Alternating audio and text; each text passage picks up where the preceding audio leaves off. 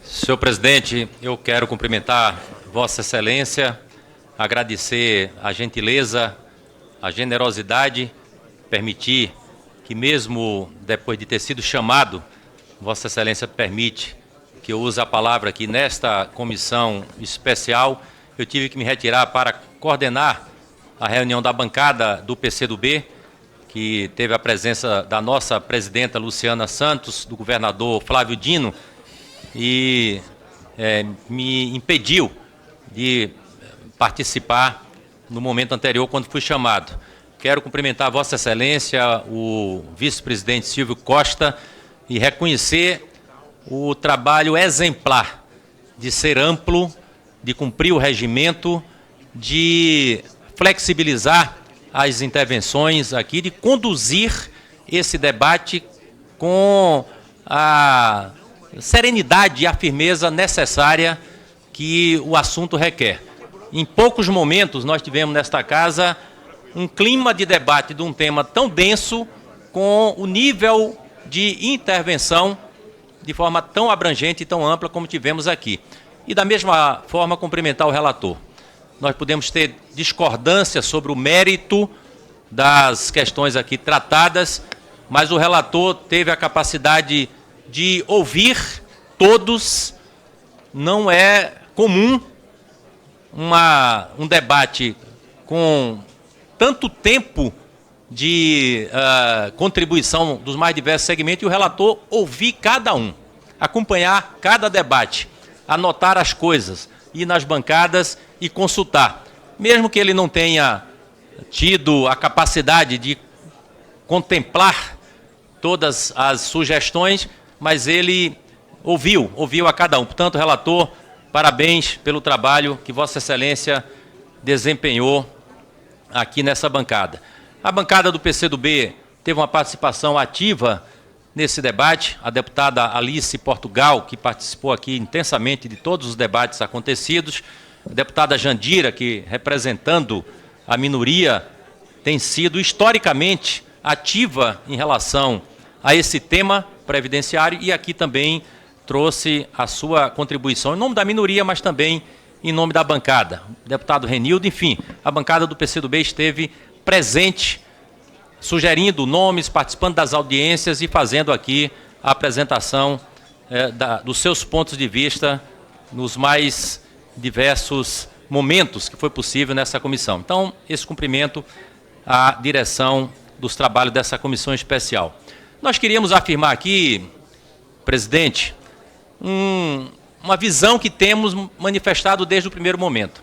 Passa-se a ideia de que a reforma da Previdência resolverá todos os problemas da economia. Se a reforma da Previdência for feita, os problemas estarão resolvidos. Se ela não for feita, o Brasil afunda. Nem uma coisa, nem outra. Temos que ponderar sobre esse tipo de afirmação que não corresponde à realidade, não corresponde à verdade. Cria-se um ambiente falso. Não que a gente seja contra reformas. Reformas são necessárias. Nós já fizemos muitas outras reformas, atualizar as estruturas do nosso país, seja na área tributária, previdenciária, é algo permanente. Nós nos manifestamos sempre contra o conteúdo desta reforma. Ela não resolverá os problemas da economia brasileira. Não tem condições de fazer isso, e muito ao contrário. Aprovada da forma que veio do Executivo, agrava a situação econômica do nosso país, a situação social do nosso país.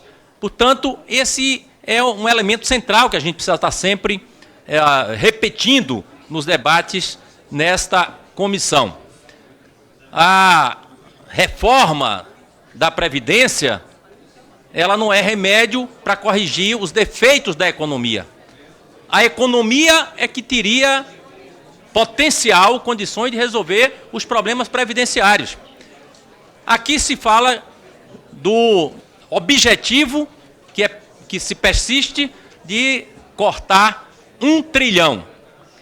Eu pergunto, se a economia tivesse crescimento num patamar de 3% ao ano, como estava projetado, e como é da tradição de crescimento no nosso país, nós diríamos de elevação da arrecadação na área da Previdência num volume muito maior do que 1 trilhão que se pretende cortar aqui. Então, é a economia que corrige os problemas da Previdência, e não o oposto, não o contrário. Então, nós precisamos afirmar aqui esse ponto de vista, mesmo porque nós sabemos que o orçamento da Seguridade Social é composto pela contribuição para o financiamento da Seguridade Social, que é oriundo dos resultados, do faturamento das empresas. Se a economia cresce, as empresas faturam, aumenta a arrecadação previdenciária. O orçamento da Seguridade é composto pela contribuição sobre o lucro líquido. Se tem lucro, tem economia crescendo, tem lucro, aumenta a arrecadação da Previdência. Se tem atividade econômica, tem mais emprego. Tendo mais emprego, o patrão participa mais da contribuição e os trabalhadores participam mais da contribuição. Então, é fácil, não precisa ser matemático, não precisa ser economista para entender a lógica desse processo. Nós precisamos de medidas para reativar a economia e, assim, resolver o déficit da Previdência. Não resolve se nós apenas ficarmos presos à premissa de que o objetivo da reforma é economizar 1 trilhão, que agora fazem conta dizendo que são 960 bilhões. Não é esse o caminho. Por trás disso tem vidas. Tem pessoas que precisam serem levadas em conta. São condições que as pessoas necessitam para ter sua subsistência garantida. A pessoa com deficiência, a mulher, o trabalhador rural. Quando você corta 1 bilhão do orçamento, que impacto isso provoca na nossa economia? Essa conta precisa ser feita. Vai agravar a crise. Longe de ser um remédio para tirar o país da recessão, aprofunda mais o país na recessão. Corta 1 bilhão, como fica a economia dos municípios pequenos pelo país afora?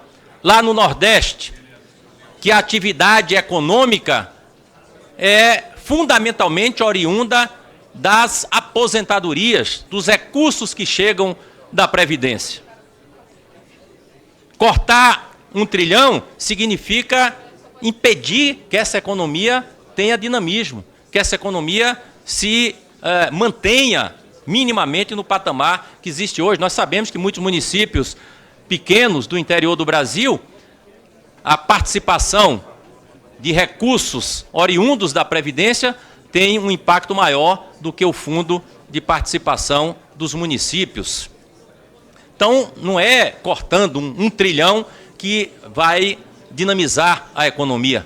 Mesmo porque grande parte desses recursos que são recebidos por pessoas que recebem o BPC, que recebem a aposentadoria rural, esses recursos são investidos em produtos do consumo diário e boa parte retorna como tributo. Retorna como tributo. Além de produzir um benefício social, esses recursos retornam como tributo. Então, esta lógica é uma lógica que não corresponde à realidade. Senhor presidente, nobres deputados, tem alguns elementos do projeto do relator que eu queria aqui abordar e fazer um apelo. Alguns já falaram aqui sobre isso. O abono do PIS. Hoje, quem ganha até 2 salários mínimos tem direito a um benefício de um salário mínimo anual. O relator propõe reduzir isso para R$ 1.300. É uma coisa perversa. E esse não é um tema previdenciário. Por que, relator, trazer esse tema para a reforma da Previdência? O que é que tem a ver o abono do PIS com reforma da Previdência, com o tema previdenciário, é um tema que pode ser tratado em um outro momento, numa outra conjuntura, é apenas para preservar a lógica do corte, que não produz resultados. Isso tem impacto fundamental na vida daqueles que dependem dessa remuneração para garantir o alimento do dia a dia na sua residência. Então, eu faço um apelo ao relator que retire essa redução do acesso ao abono previdenciário e mantenha no patamar de 2 salários mínimos. É uma economia para alimentar o sistema financeiro e fará falta no arroz, na farinha, no café, no pão que chega na mesa de cada brasileiro que tem dificuldade de ter uma remuneração acima de 2 salários mínimos. Então, esse é um apelo que faço aqui ao relator em relação a esse tema. Um outro tema que está fora do lugar é a mudança da destinação dos 40% do Fundo de Amparo ao Trabalhador, que é destinado ao BNDES. Os recursos do FAT, 40% vai para o BNDES e que tem como objetivo investir em infraestrutura, em obras, em ações e políticas de geração de renda, de infraestrutura urbana. Os metrôs na Bahia, em São Paulo, em Brasília, são construídos com recursos do BNDES, que tem origem no Fundo de Participação do Trabalhador. Por que deslocar esse recurso para atender ao sistema financeiro, cobrir o tal rombo do regime geral da Previdência com dinheiro do trabalhador que tem esse objetivo de gerar empregos? Dados apontam que em 10 anos pode se deslocar 410 bilhões desses recursos para o regime geral de previdência para alimentar o sistema financeiro. Tira de outras fontes, tira de outros lugares. Não é apropriado tratar aqui no debate sobre previdência, pode se tratar em um outro momento, não tem matéria relacionada à questão previdenciária, é apenas nesta lógica de que tem que manter um corte no patamar de R$1 trilhão. Não tem razão, não tem cabimento fazer isso. Nós precisamos de mais saneamento, nós precisamos de mais obra de infraestrutura, nós precisamos de mais habitação para a nossa população. Esses recursos têm um potencial de gerar milhões de empregos. Nós temos 13, 14 milhões de desempregados, além de tantos outros desalentados neste país. E nós estamos tirando recursos desta fonte fundamental para fechar a conta da Previdência.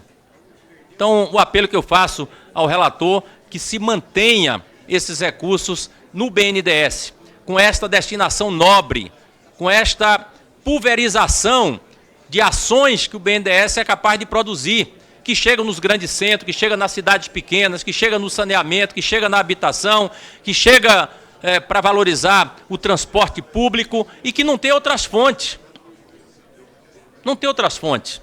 Ele é um recurso destinado especificamente para essa finalidade. Então, os 2 apelos que eu quero deixar aqui ao relator em relação a temas que não fazem parte daquilo que deve ser objeto de deliberação relacionados à Previdência.